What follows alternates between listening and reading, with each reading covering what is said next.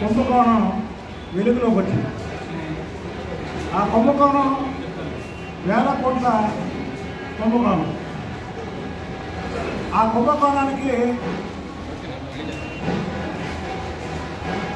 జగన్మోహన్ రెడ్డి సారథ్యంలో జరిగింది. ఏంటయ్యా కుంభకోణం అంటే టీడీఆర్ బాండ్ల పేరుతో వేల కోట్ల దోపిడీ జరిగింది. అది తణుకు మనం కొన్ని పత్రికల దాంట్లో చూసాం.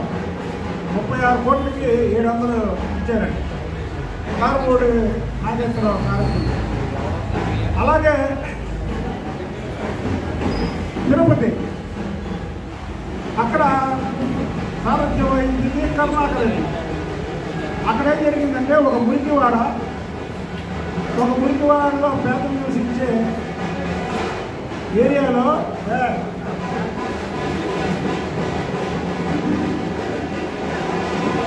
దానికి రోడ్లు వేస్తూ దాన్ని మీకు వివరంగా చెప్పాలంటే ఏంటంటే 10,000 రూపాయలు ఉన్నటువంటి ప్రజల్ని 50,000 రూపాయలు గవర్నమెంట్ రిజిస్ట్రేషన్ చేయించి దాని మీద డబల్ టీడీఆర్లు తీసుకోవడం జరిగింది. అలాగే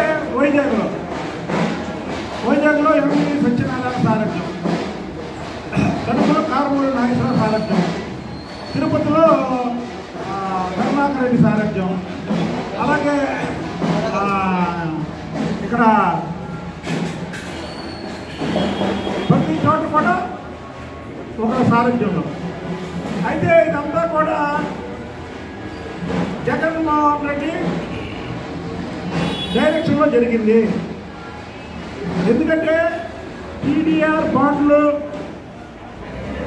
36 కోట్ల రూపాయలకి ఇవ్వాల్సినవి 700 కోట్లు జరిగిందంటే ఒక మంత్రి ఒక ఎమ్మెల్యే వల్ల కార్పొరేట్. అది పోయి ఒక చోట జరిగిందా అంటే రాష్ట్రంలో అనేక చోట్ల జరిగింది. తాడేపల్లిగూడెంలో కూడా జరిగింది, అలాగే విజయవాడలో కూడా జరిగి ఉంటున్నది. ఇవన్నీ కూడా వెలికి తీస్తాం మేము.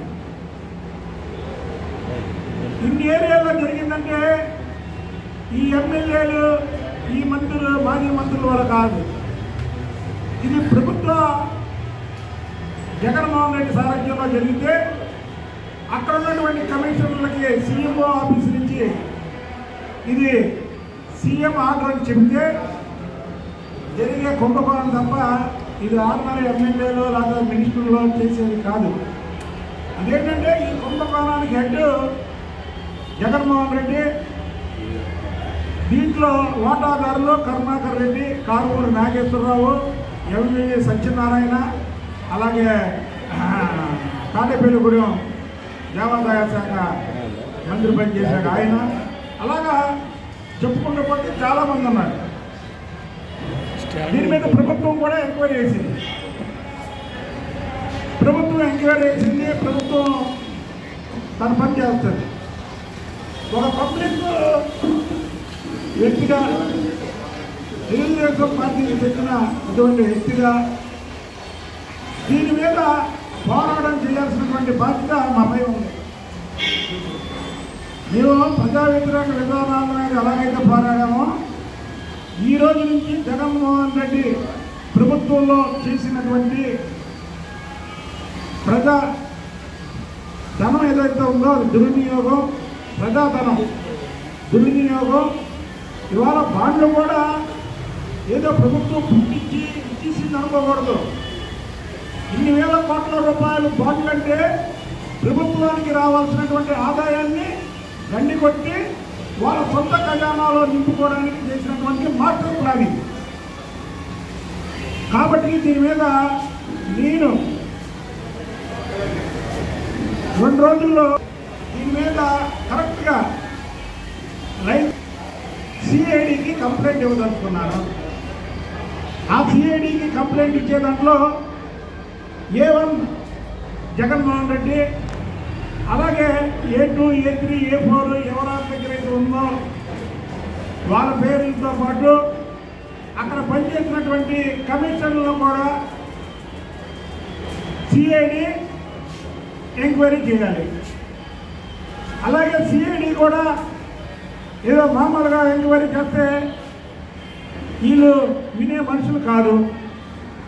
జగన్మోహన్ రెడ్డిని కస్టడీకి తీసుకొని ఆ కస్టడీలో విచారణ జరపాల్సినటువంటి అవసరం ఉంది. లేకపోతే ఈ నిజాలు బయటకు వచ్చే పరిస్థితులు లేవు. ఇది రాష్ట్రంలో జరిగినటువంటి అనేక కుంభకోణాల్లో ఇది ఒక కుంభకోణం. ఇదేంటంటే బాండ్లు అంటే పేపర్లే కదా, పేపర్లు తీశారు అనుకుంటారు. అది ప్రభుత్వ ఖజానాన్ని కట్టికొచ్చారు. ఇది మళ్ళీ మీరే వస్తాం. జగన్మోహన్ రెడ్డి 175 వైనాట్ 175 మన వస్తాం కాబట్టి కుంభకోణాలు బయటపడవని. ఇవాళ రాష్ట్ర ముఖ్యమంత్రి ఒక నిజాయితీ పరుడు, అలాగే మున్సిపల్ శాఖ మంత్రి కూడా ఒక నిజాయితీ పరుడు. కాబట్టి ఇవాళ ఈ కుంభకోణం బయటికి వచ్చింది. ఈ కుంభకోణాన్ని ఇంకా లోతుగా దర్యాప్తు చేయాల్సినటువంటి బాధ్యత మాపై ఉంది. ఎందుకంటే ఇది ఆషామాష వ్యవహారం కాదు. ఇప్పుడు తెలిసింది దాదాపు 2000 కోట్లే. రెడ్డిని కస్టడీలోకి తీసుకొని విచారణ జరిపిస్తే ఇంకా ఎన్ని వేల కోట్లు బయటపడతాయో తెలియాల్సి ఉంది. కాబట్టి నేను లిఖితపూర్వకంగా సిఐడికి దీని మీద కంప్లైంట్ ఇవ్వదలుచుకున్నాను. దాని మీద వెంటనే సిఐడి కూడా యాక్షన్ తీసుకుంటుందని నేను అనుకుంటున్నాను. ఇది ఎంత దారుణం అంటే ఇది జగన్మోహన్ రెడ్డికి తెలియకుండా జరిగే వ్యవహారమేం కాదు. మీరు చేసిన పని ఏంటంటే ఎక్కడైతే తక్కువ ప్లాట్లు ఉంటాయో, తక్కువ రేట్లు ఉంటాయో అది వాళ్ళు ముందే కొనుక్కొని దాన్ని గవర్నమెంట్ వాల్యూ 100 రెట్లు పెంచుకొని తర్వాత ఈ టీడీఆర్ ఏదైతే ఉందో ఇదే గమనిస్తారు. సుమారు గజం 50,000 ఉంటే లక్షకి ఇస్తారు. ఇది అసలుకి అంతర్జాతీయ నేరస్తులకి తెలుసో తెలియదు కానీ వీళ్ళు చేసింది మాత్రం చాలా పెద్ద క్రిమినల్ చర్య. కాబట్టి ఇది జగన్మోహన్ రెడ్డికి తెలియకుండా జరిగిందనే దానికి ఇది లేదు. కాబట్టి దీంట్లో ఏమనుకుంటాగా జగన్మోహన్ రెడ్డి పెట్టి నేను లిఖితపూర్వకంగా కంప్లైంట్ ఇస్తున్నాను. ఆ కంప్లైంట్ ఇచ్చాక సిఐడి వారు కూడా జగన్మోహన్ రెడ్డి ఆషామాషిగా కాకుండా కస్టడీలోకి తీసుకొని జగన్మోహన్ రెడ్డి విచారణ జరపాలని నా డిమాండ్ చేస్తున్నాను.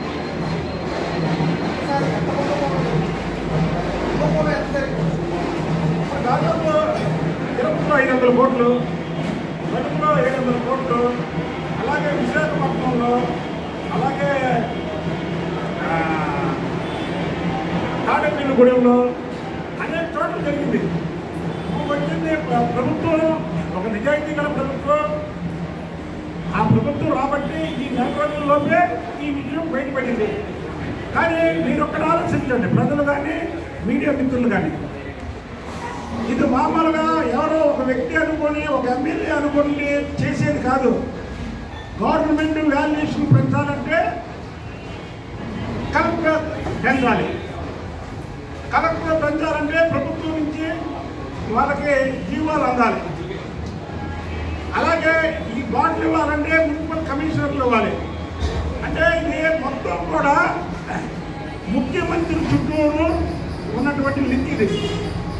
ఇది ఒక మంత్రి, ఒక ఎమ్మెల్యే కాదు. ముఖ్యమంత్రి ఏం చేశాడంటే తనకు బాగా ఉన్నటువంటి ఎమ్మెల్యేలని, అలాగే తనతో వ్యాపార సంబంధం ఉన్నటువంటి ఎమ్మెల్యేలని పెట్టుకొని ఈ టీడీఆర్ బాండ్ల కుంభకోణం చేశాడు. ఇది ఇప్పుడు వరకు ప్రభుత్వం దృష్టికి వచ్చింది 2,000 కోట్ల వచ్చింది. కానీ ఇది 2,000 కోట్లతో ఆగే కుంభకోణం కాదు. అందుకే దీన్ని ఈ సిఐడి దర్యాప్తు చేయడమే కాకుండా జగన్మోహన్ రెడ్డిని కస్టడీకి తీసుకొని విచారించాలంటుంది. ఇది ఆషామాష వ్యవహారం కాదు. దీన్ని ఇంతటితో అయితే వదలం. ఏదో ఇవాళ ప్రెస్ మీట్ పెట్టాం, రేపు నుంచి దీని సంగతి వదిలేద్దాం, రేపు ఇంకో సబ్జెక్ట్లోకి వెళ్దాం అనుకోను.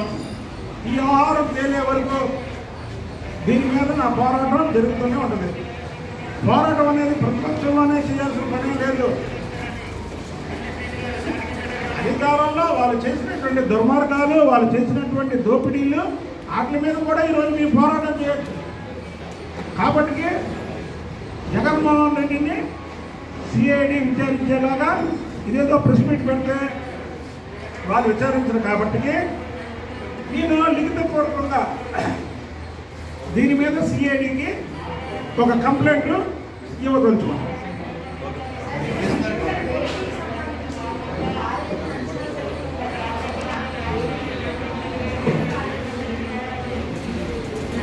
మా తెలంగాణ భేటీ చంద్రబాబు నాయుడు గారు ముఖ్యమంత్రి కావాలి కాబట్టి మొన్న ఢిల్లీ వెళ్ళారు, ప్రతి మినిస్టర్ని కలిశారు, ఈ రాష్ట్ర అభివృద్ధి గురించి ప్రధానమంత్రి గారిని కలిశారు, అమిత్ షా గారిని కలిశారు, నిర్మలా సీతారామన్ గారిని కలిశారు, ఆర్ఎంపీ మినిస్టర్ గారు, అనేక మినిస్టర్లను కలిసి ఈ రాష్ట్రం అభివృద్ధి కోసం ఆయన పాటుపడ్డారు. ఆ పాటు పడినటువంటి భాగంలోనే ఈరోజు నిన్న ఈ ఏదైతే తెలంగాణ ఆంధ్రప్రదేశ్ ముఖ్యమంత్రుల కలయిక దాని మీద జగన్మోహన్ రెడ్డికి ఎన్నికలప్పుడు డబ్బులు పంపించినటువంటి కేసీఆర్, జగన్మోహన్ రెడ్డి ఏ రోజన్నా ఈ రెండు రాష్ట్రాల అభివృద్ధి గురించి కూర్చున్నారా? పక్కన తెలంగాణ కూడా మన తెలుగు వారే మన వాళ్ళని కొన్నాం. తెలంగాణ వేరు, ఆంధ్ర వేరు కాదు, రాష్ట్రాల పేర్లు వేరు, కానీ ప్రజలు తెలుగు వాళ్ళు మనం ఎక్కడున్నా బాగుండాలి. ఇక్కడికి రావాల్సినట్టు ఇదేంటంటే తెలంగాణ అనేది బాగుంది, ఇది మంది అప్పులు ఊపిలో ఉంది.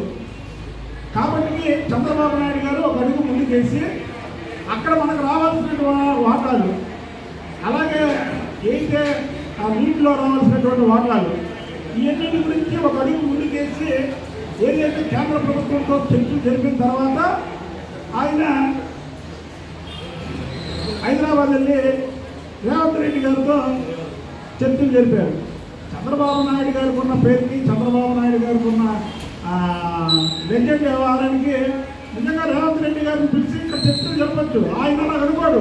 చంద్రబాబు నాయుడు గారి మనస్తత్వం ఏంటంటే ప్రజలు మేలు కోరాలి, ప్రజలకి మేలు జరగాలి, మనం ఒక మెట్లు దిగినా పర్వాలేదు అని ఇవాళ రేవంత్ రెడ్డి గారితో చర్చలు జరిపారు. దాని మీద కమిటీలు వేస్తున్నారు.